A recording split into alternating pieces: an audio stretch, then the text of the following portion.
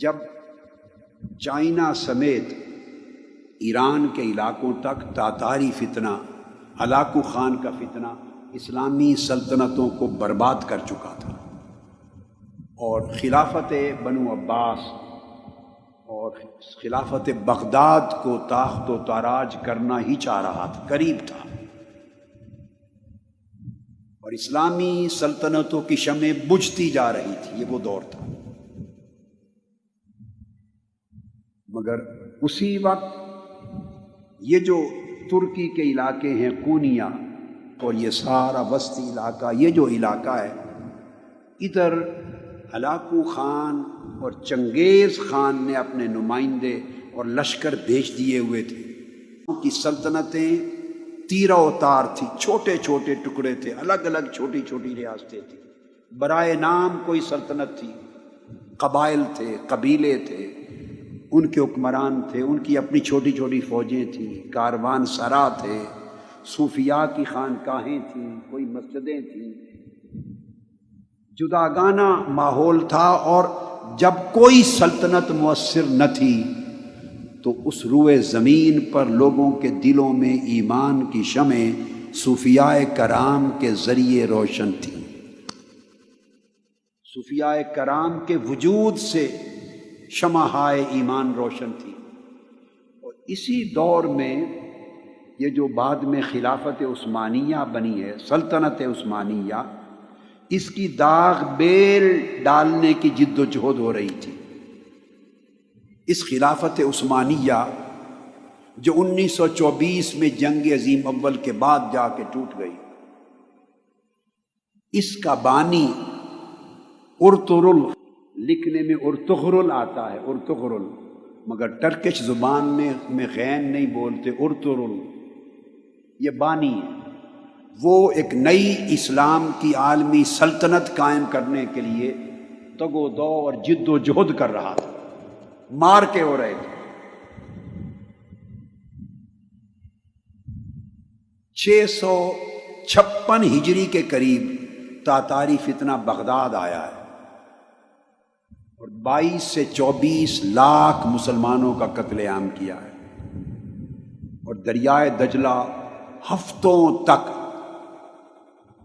2.5 million مسلمانوں کے خون سے سرخ ہو کے بہتا رہا۔ 656 کے قریب یہ فتنہ یہاں پہنچا۔ ادھر مقابل سلطنت عثمانیہ کی تشکیل کی جد و جہد شروع تھی۔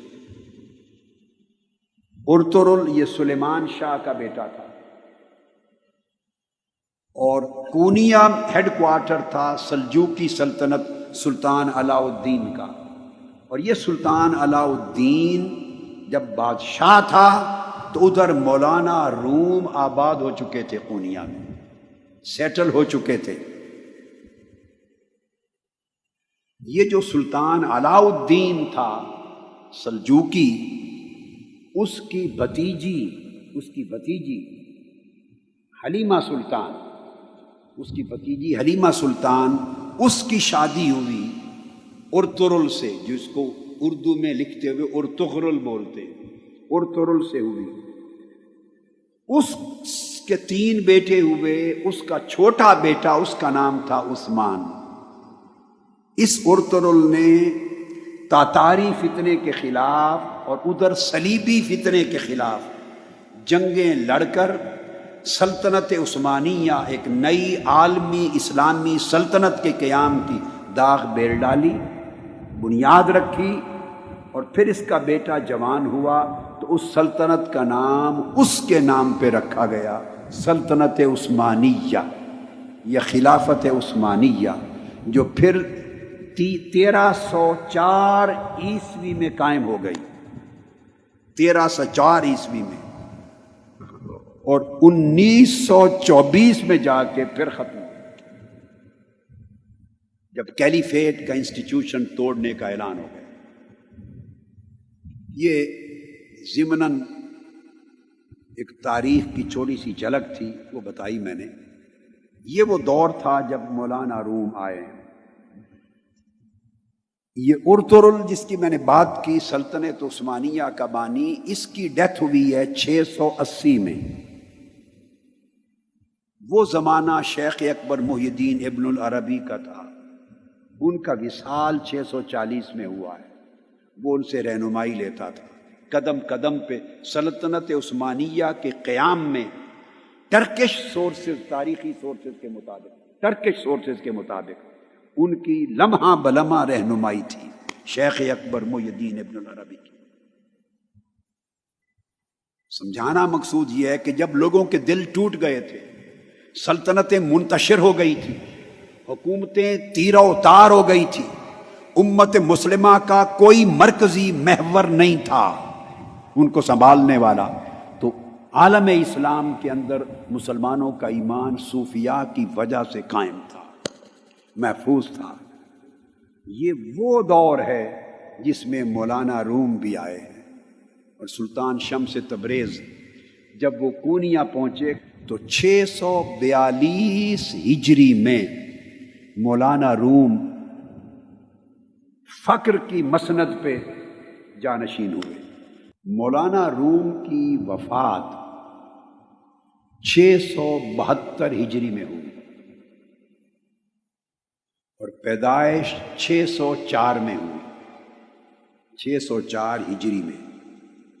اب آپ کو آسانی سے، تاکہ زمانہ سمجھ میں آ جائے آسانی سے، مثال دے دیتا ہوں کہ حضور سیدنا غوث العظم شیخ عبد القادر جیلانی رضی اللہ تعالی عنہ کا وصال مبارک 560 ہجری میں ہوا۔ تو حضور سیدنا غوث العظم رضی اللہ تعالیٰ عنہ کے وصال کے ٹھیک 44 برس کے بعد مولانا روم کی ولادت ہوئی، پیدائش۔ حضور غوث پاک رضی اللہ تعالیٰ عنہ کی وفات کے ٹھیک 44 برس کے بعد مولانا روم کی ولادت ہوتی ہے۔ یہ آپ کو زمانے کا اندازہ بتا رہا ہوں۔